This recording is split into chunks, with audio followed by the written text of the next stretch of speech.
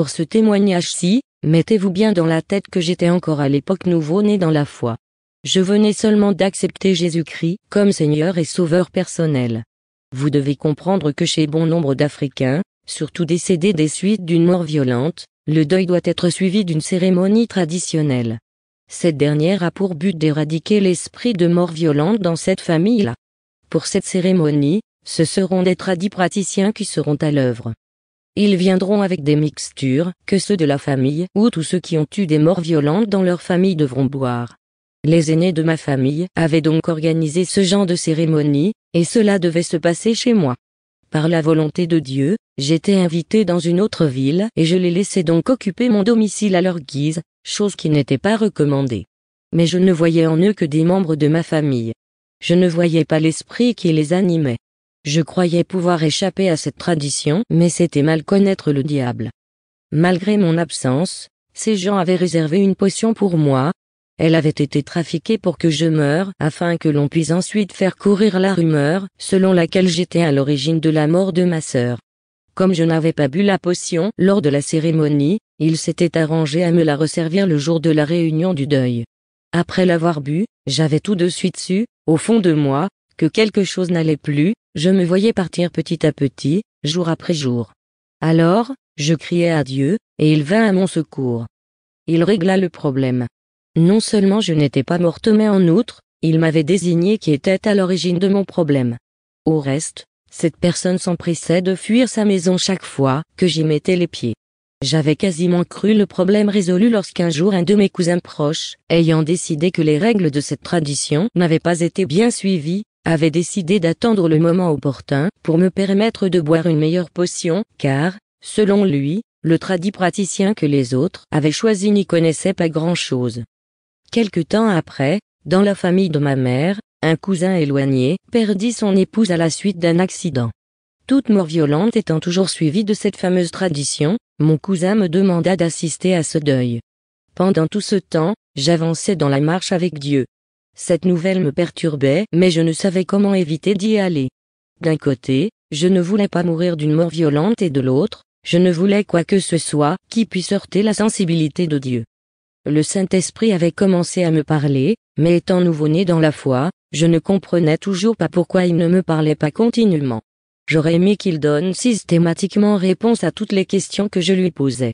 Or, j'étais en train de me poser de mauvaises questions, n'ayant pas pris la peine de comprendre le fonctionnement de Dieu. Il est souverain.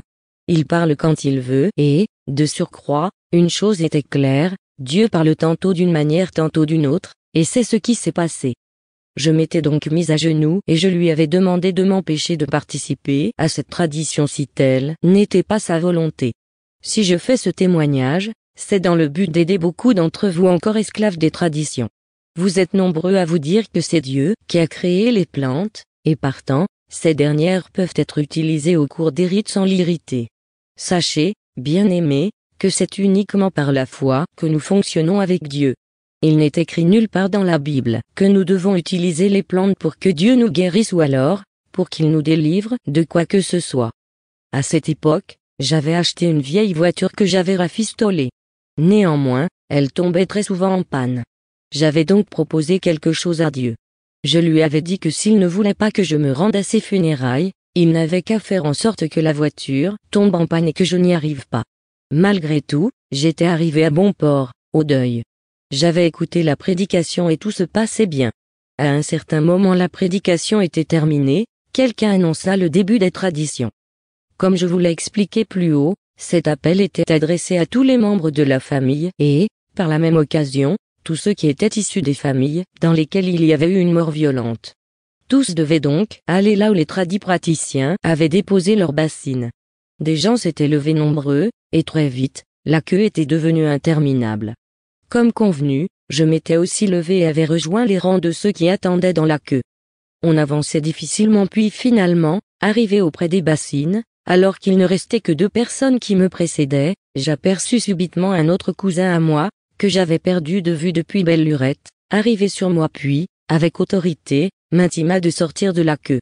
Il insistait, qu'étais-je venu fabriquer dans un tel endroit à la fin, il me dit que si je voulais l'écouter, il me fallait simplement sortir de cette queue aller me rasseoir, sinon, je n'avais qu'à me faire comme bon me semblait. Toute désemparée car peu habituée à ce que les gens de ma famille, en dehors de mon père ou de ma mère, me parlent avec autorité, j'avais obéi et m'étais écarté des rangs et, par la même occasion, j'étais parti. De toute évidence, mon autre cousin n'avait pas apprécié le fait que son petit frère m'interpelle au lieu de lui-même, avec lequel j'avais fait le déplacement. Toujours est-il que j'étais revenu chez moi sans avoir sacrifié à la tradition. Ce n'est que quelques années plus tard que je rencontrai de nouveau ce cousin, celui qui m'avait ordonné de sortir de la queue, dans une ville du Nord Cameroun. J'avais été très agréablement surprise parce que, en discutant à bâton rompu, il m'avait avoué qu'il était pentecôtiste, alors que son frère avec lequel je m'étais rendu à ses funérailles, lui, était païen.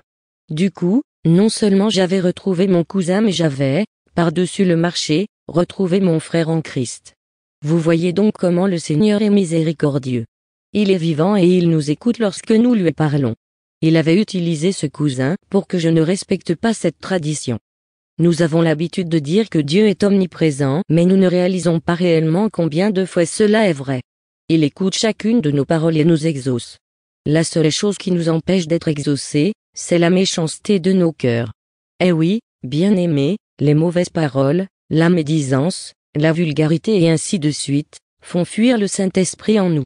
Et si le Saint-Esprit nous tourne le dos, le diable prendra automatiquement sa place dans nos vies. Faisons donc attention à ne pas attrister le Saint-Esprit de Dieu en nous.